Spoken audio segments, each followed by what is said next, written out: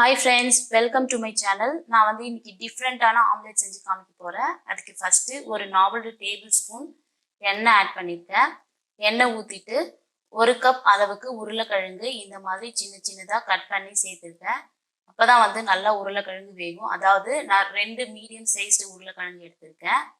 இதை வந்து ஒரு 2 நிமிஷம் நல்லா வதக்கிக்கணும். அப்பதான் வந்து சாஃப்டா வேகும். இந்த மாதிரி வதக்கிட்டு ஒரு 2 நிமிஷம் மூடி போட்டு வேக விடணும். நல்லா சாஃப்டா வெந்ததுக்கு அப்புறமா நம்ம சாப்பிடும்போது நல்லா டேஸ்டியா இருக்கும் அந்த உருளைக்கிழங்கு. இந்த மாதிரி வேக வச்சதுக்கு அப்புறமா நம்ம ஒரு பெரிய ஆனியன் ஆட் பண்ண போறோம். இந்த மாதிரி சின்ன சின்னதா கட் பண்ணி சேர்த்துக்கோங்க.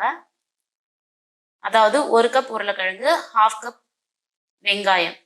இந்த மாதிரி நல்லா வதக்குனதுக்கு அப்புறமா 2 தக்காளி ஆட் பண்றேன். அதாவது எந்த அளவுக்கு உருளைக்கிழங்கு எடுத்துமோ அதே அளவுக்கு தக்காளி ஆட் பண்ணணும்.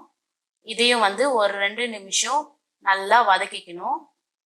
நல்லா வதக்கிட்டு அதுக்கப்புறமா தேவையான அளவு உப்பு, அப்புறம் கொஞ்சம் பெப்பர் ஆட் பண்ண போறோம் காரத்துக்காக. பெப்பர் மட்டும்தான் இதுக்கு காரத்துக்கு ஆட் பண்ண போறோம். நீங்க வேணும்னா மிளகாய் தூள் கூட ஆட் பண்ணிக்கலாம். இப்போ வந்து நான் உப்பு அப்புறமா தேவையான அளவு பெப்பர் ஆட் பண்றேன்.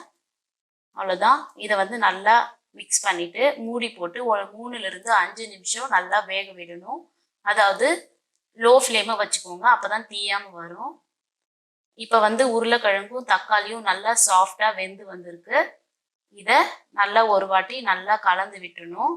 இதுல வந்து நம்ம இப்போ முட்டையை உடைச்சி சேர்க்க போறோம். அதாவது மஞ்சள் கரு உடையாம பார்த்துக்கோங்க, அப்பதான் பார்க்கறதுக்கு ரொம்ப அழகாவே இருக்கும். உடைஞ்சாலும் பரவாயில்ல, அது ஒன்றும் பிரச்சனை இல்லை. இப்போ வந்து இந்த உருளைக்கிழங்கு எல்லாம் ஈவனா ஸ்ப்ரெட் பண்ணிக்கணும். அப்பதான் வந்து நம்ம முட்டை உடைச்சி ஊற்றி வரும்போது நல்லா ஈவனா வெந்து கட் பண்ணி சாப்பிட்றதுக்கும் நல்லா இருக்கும். இந்த மாதிரி ஈவனா ஸ்ப்ரெட் பண்ணிக்கணும். இது வந்து ரொம்பவே குயிக்கா 15 மினிட்ஸ்ல ரெடி ஆயிடும். அதாவது பேச்சுலர்ஸ், ஆஃபீஸ் போறவங்க மோஸ்ட்லி பிரேக்ஃபாஸ்ட்டை ஸ்கிப் பண்ணிடுவாங்க. அவங்களுக்குலாம் இது வந்து ரொம்பவே சிம்பிளான குயிக்கான பிரேக்ஃபாஸ்டா இருக்கும். குழந்தைங்களுக்கும் ரொம்ப நல்லது. இப்போ வந்து இதில் 4 கார்னர்லையும் நான் வந்து முட்டை உடைச்சி இந்த மாதிரி சேர்க்குறேன். பார்த்து கேர்ஃபுல்லாக பண்ணுங்க, அப்போதான் வந்து முட்டை உடையாம வரும்.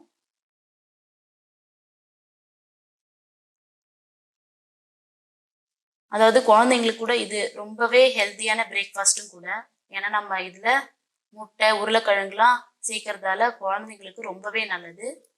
இந்த மாதிரி 4 கார்னர்லையும் முட்டையை சேர்த்துட்டு அதில் வந்து நம்ம மசாலாஸ் ஆட் பண்ண போகிறோம். மசாலானா வேற ஒன்றும் இல்லை, கொஞ்சம் சால்ட்டும் பெப்பரும் மட்டும் ஆட் பண்ணால் போதும். உங்களுக்கு வேணும்னா நீங்கள் கொஞ்சம் சில்லி ஃப்ளேக்ஸ் கூட ஆட் பண்ணிக்கலாம், அது வந்து ஆப்ஷனல் தான்.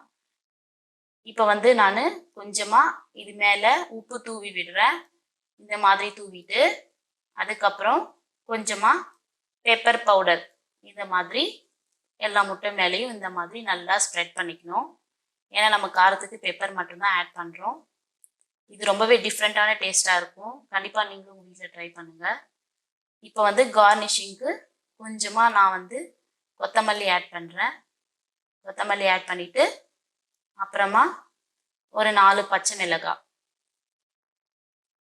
இந்த மாதிரி வச்சுட்டு இதை வந்து ஒரு 7-8 நிமிஷம் நல்லா மூடி போட்டு லோ ஃப்ளேமில் வச்சு வேக விடணும். நம்ம வந்து முட்டை தண்ணி ஊற்றி வேக வைக்கிற அளவுக்கு இதுலேயும் நல்லா சாஃப்டா வெந்து வரும் மஞ்சள் கரு. இப்போ நல்லா வெந்துருச்சு. இப்போ வந்து நம்ம ஸ்டவ் ஆஃப் பண்ணிடலாம்.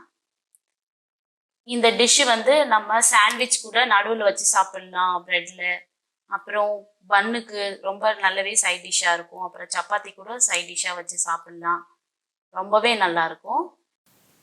அவ்வளோதான், ரொம்பவே சாஃப்டான டெலிஷியஸான பொட்டேட்டோ டொமேட்டோ ஆம்லெட் ரெடி ஆயிடுச்சு. இதை வந்து நீங்கள் இந்த மாதிரி கட் பண்ணி சர்வ் பண்ணலாம், ரொம்பவே நல்லாயிருக்கும்.